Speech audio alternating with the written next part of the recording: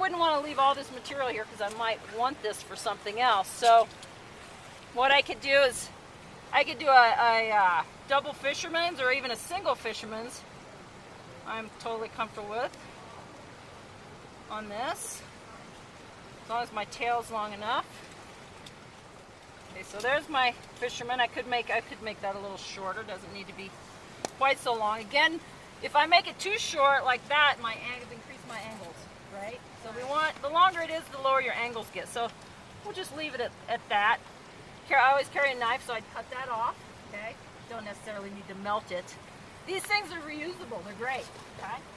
But you always want to check, because a lot of times in between uses, there might be snowfall that falls onto this, and this will freeze into the ice. There's been a number of accidents where people have left a long tail here. This is frozen into the ice. That's all you could see.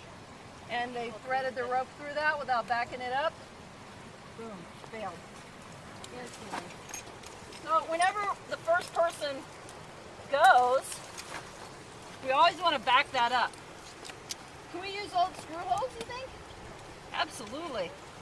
Unless if it goes in really, really easy, that screw might have been a little bit larger than the one you have. The Gravel screws tend to be a little fatter than the BD screws, so if I'm going to use the same hole, I like to use a Gravel screw in that hole.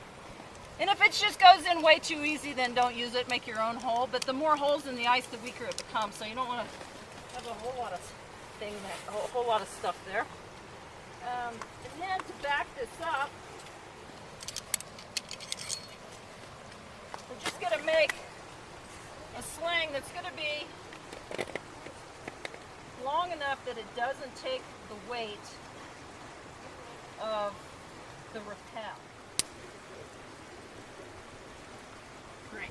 So now I'm going to take my rope, shorten the rope, and I'm going to thread it. If I have a middle mark, great. If I don't have a middle mark, I'm going to take both ends and I'm going to just kind of put them together so I know I get the middle of the rope. If you're doing a lot of backcountry climbing and a lot of rappelling, middle marks are going to save you a lot of time.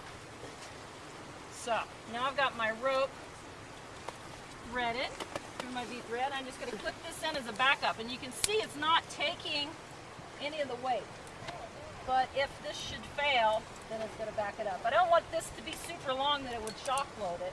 Right now it's kind of ideal because it's not taking the weight, but it's not really long, so I'm going to shock load it. Okay?